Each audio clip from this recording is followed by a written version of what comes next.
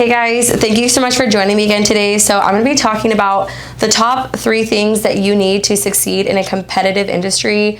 As you all know, being in the beauty industry, super competitive. Everywhere you turn, there's a new provider popping up in this industry. So I'm going to pass along to you the 3 skills that you're going to need to make it through a competitive market like the one that we're in today.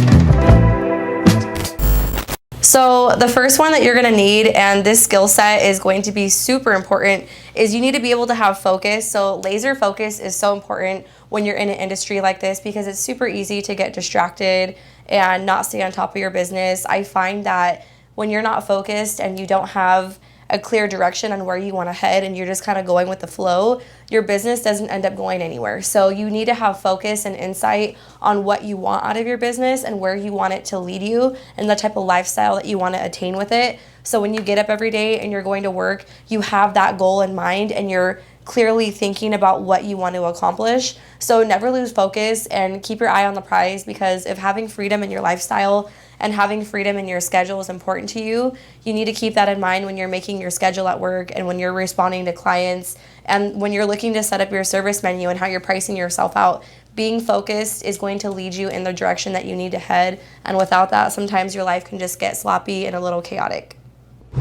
So the next one's going to be discipline. So discipline's huge in any part of life, whether it's fitness, whether it's work, whether it's with your friendships, the way you eat.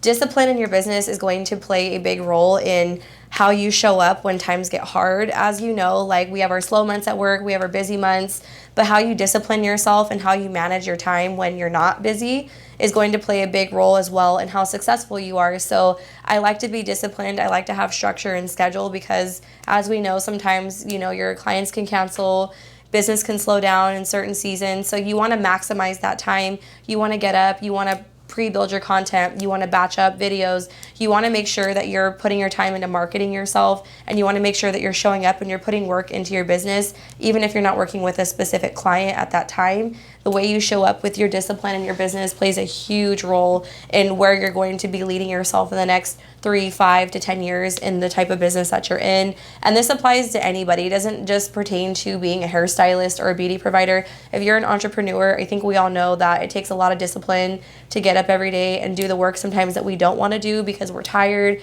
we have a lot going on, maybe we're stressed out, who isn't, but you need to be able to get up and make things happen, and you need to get the task done at hand if you want to move your business forward.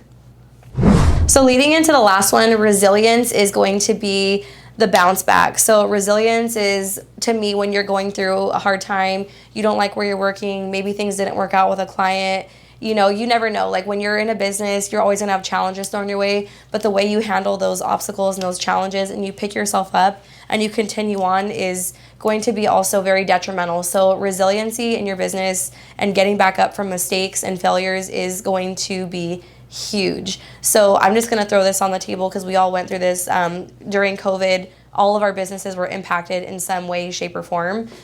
Being in the hair industry, the salons were shut down 3 separate times.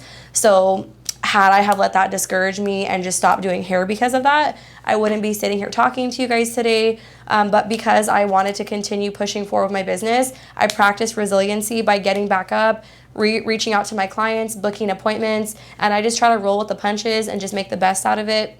So should you be going through any challenges, any hard times, maybe you don't like where you're working, maybe you're not in the location you want to be, or you don't have the clientele you want.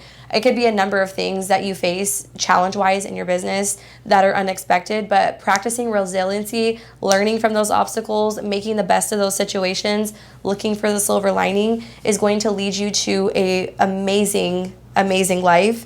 And as we all know, you can't plan for certain things, you need to take what comes your way and use it as a learning opportunity. So that's how I like to practice resiliency in my business, is to learn from my mistakes, take every downfall as a learning opportunity, and you always want to bounce back. So that's it for today, guys. Thank you so much for joining in again. I hope all of these points helped you out in some shape or form. These are all things that I really love to practice in my business, and they've gotten me very far. These behaviors and these attitudes are definitely going to set you up for success, especially in a competitive market when you're working around so many individuals.